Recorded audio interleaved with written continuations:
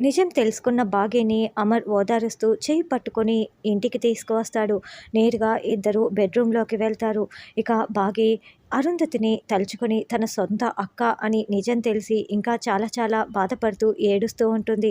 బాగీ ఏడవకు అని అమర్ చెప్తూ ఉంటాడు. అయితే అప్పుడే మనోహరి అక్కడికి వచ్చి ఇదంతా వింటూ ఉంటుంది. అసలు ఏంటి వీళ్ళు నేరుగా ఇంటికి వచ్చారు, ఇదేమో ఇంతలా ఏడుస్తూ బాధపడుతూ ఉంది, ఏం మాట్లాడుకుంటారు అని మనోహరి తలుపు చాటున నిలబడి చాటుగా వింటూ ఉంటుంది.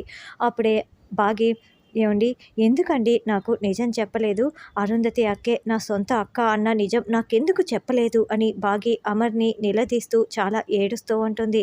దాంతో అమర్కి ఏం మాట్లాడాలో అర్థం కాక బాగి ఏడవకు అంటూ దగ్గరికి తీసుకొని హక్ చేసుకొని ఓదారుస్తూ ఉంటాడు. అప్పుడే ఇదంతా వినేసిన మనోహరి, అంటే దీనికి ఈ నిజం కూడా తెలిసిపోయిందా? ఇప్పుడు నా పరిస్థితి ఏంటి అని మనోహరి టెన్షన్ పడుతూ వణికిపోతూ ఉంటుంది. అలా అమర్ బాగీని హక్ చేసుకొని ఓదారుస్తూ ఉంటే ఇంకా బాగీ అలాగే ఏడుస్తూ ఉంటుంది.